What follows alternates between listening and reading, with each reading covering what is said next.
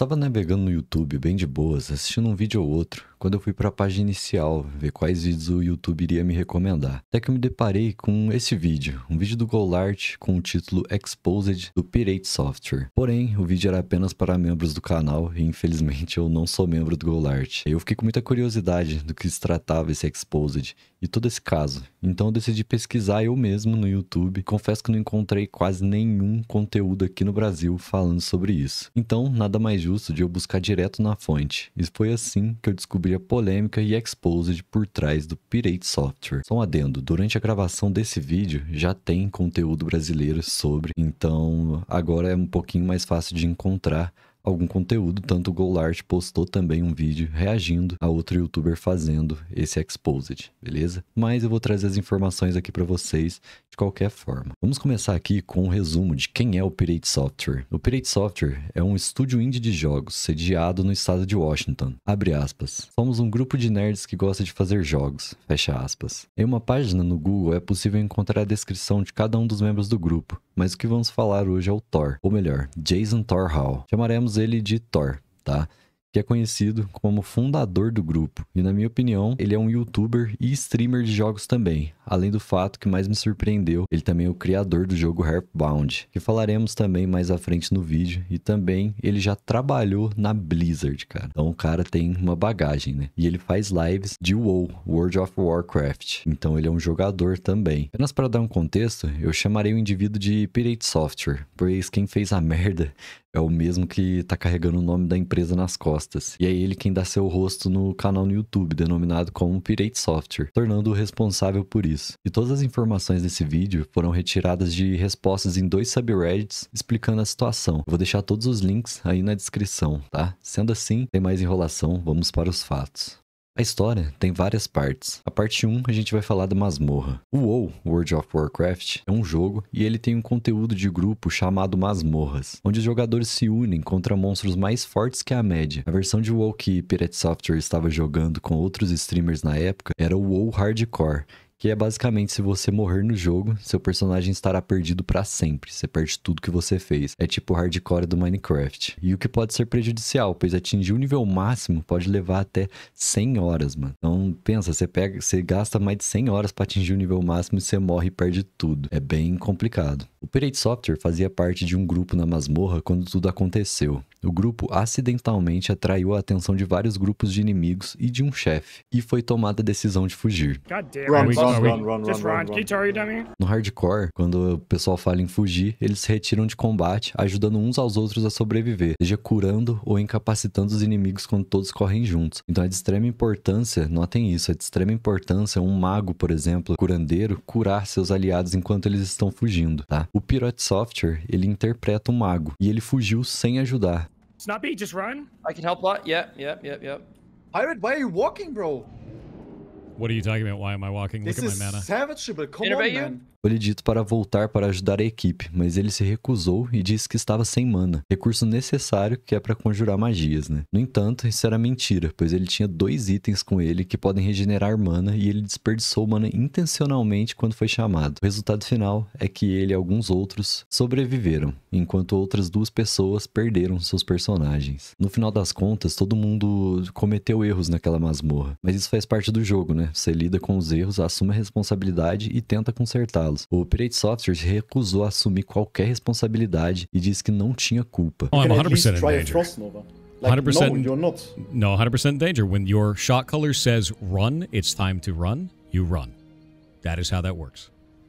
You were the shot color, you called for run, I ran. I'm not a shot And caller. I was out of mana. Actually, I'm a noob, bro. I You think I called have the way shot. less experience than you have. Oh dear God. And I can still see that I can at least use a Frost Nova there. Or at Okay, least try then something. go roll You a were mage the and do first it. person that ran away and didn't even look back. Literally. This is the You didn't even second say time. anything. This You is could the have at second. least said like the boss. You're just gonna talk over me? Is that what we're doing now? Well, We I'm just gonna giving you talk my over me? point. Is that all? Is that all I'm we're just doing? giving you my points. Okay.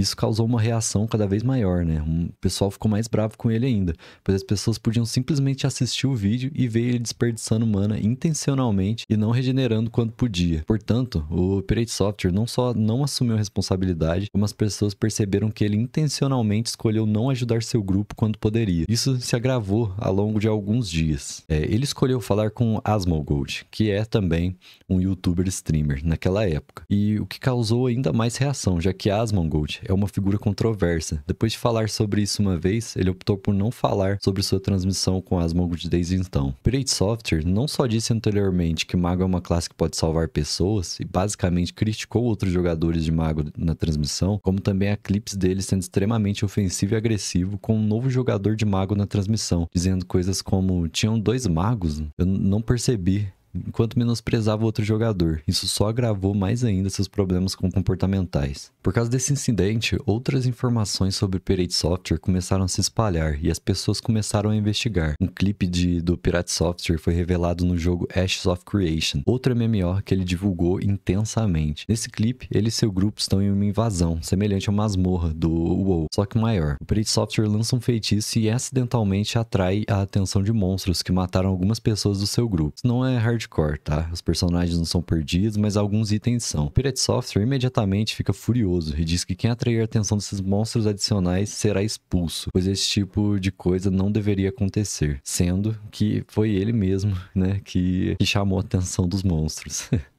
Um Clipper aponta que o Pirate Software quem fez isso e fornece um clipe. Pirate Software assiste e, em vez de dizer minha culpa, ele simplesmente ignora totalmente o que disse anteriormente e diz que fez uma coisa boa enquanto continua a culpar alguns outros jogadores por outra coisa que não aconteceu. As pessoas notaram suas jogadas em jogos de quebra-cabeça como Animal Well e Outer Wilds. Esses jogos de quebra-cabeça eram apresentados como se ele estivesse jogando e resolvendo os quebra-cabeças sozinho. No entanto, em Animal Well, ele resolveu quebra-cabeças que não conseguiria resolver sozinho sem consultar um guia, já que alguns deles exigiam informações de outros jogadores ou a resolução de quebra-cabeças mais avançados. O Albino Live tem um bom vídeo sobre isso, e eu também vou deixar o canal dele aqui na descrição. Porém, ele é gringo, mas eu vou deixar de qualquer forma caso vocês tiverem curiosidade. Em Outer Wilds, ele também faz saltos de lógica muito ilógicos para resolver quebra-cabeças, que não conseguiria resolver no momento do jogo em que ele estava. Há um ponto em suas transmissões em que ele finge ir embora e fazer outra coisa, de forma muito falsa, quando na realidade ele estava procurando a solução de um quebra-cabeça no seu celular. Quando questionado sobre isso, ele começou a mentir sobre essas jogadas terem sido feitas com a ajuda na resolução de quebra-cabeças pelo chat. Uma mentira descarada, já que nos vídeos as soluções dos quebra-cabeças são retratadas por ele como suas ideias, e mentiu sobre o tempo que levou para resolvê-los. Ele disse que demorou mais do que na tela. Informações adicionais sobre seu passado foram reveladas, que contradiz as coisas das quais ele se gabou em transmissões. Embora tenha trabalhado na Blizzard, foi revelado que ele foi contratado porque seu pai ocupava um cargo superior na empresa e pessoalmente não ocupava cargos importantes. Isso é importante, pois a Pirate Software frequentemente se gaba de seu trabalho na Blizzard. Também foi revelado que os emblemas Defcon que ele alegava ter conquistado por hackear não foram conquistados por ele, mas por uma equipe da qual fazia parte. No entanto, Pirate Software assumiu a responsabilidade por isso. O seu jogo, Earthbound, não é lançado há quase uma década, embora não esteja totalmente relacionado ao drama que ele exacerbou, já que muitas pessoas ainda não estão felizes com o fato de o jogo que elas apoiaram e financiaram ainda não ter sido lançado há tanto tempo. Isso cria associações negativas entre a Pirate Software e pessoas como Yanderdev, pessoas que se dizem desenvolvedores de jogos sem nada realmente relevante. Seu drama passado com a iniciativa Pare de Matar Jogos, um sujeito chamado Ross queria apresentar uma proposta para políticos, na qual as empresas seriam obrigadas a manter seus jogos acessíveis, mesmo que, por exemplo, tivessem desativado os servidores. Isso permitiria que esses jogos fossem preservados e que as pessoas hospedassem seus próprios servidores, sem fins lucrativos, para jogá-los mesmo depois que as empresas parassem de apoiá-los. A Pirate Software se manifestou contra isso e, em sua resposta em vídeo à iniciativa, insultou o criador diversas vezes, recusou-se a falar com Ross e até mesmo apagou as respostas deste em seu vídeo. Ele também não mencionou que, poucos dias depois, estaria envolvido em um jogo de serviço ao vivo,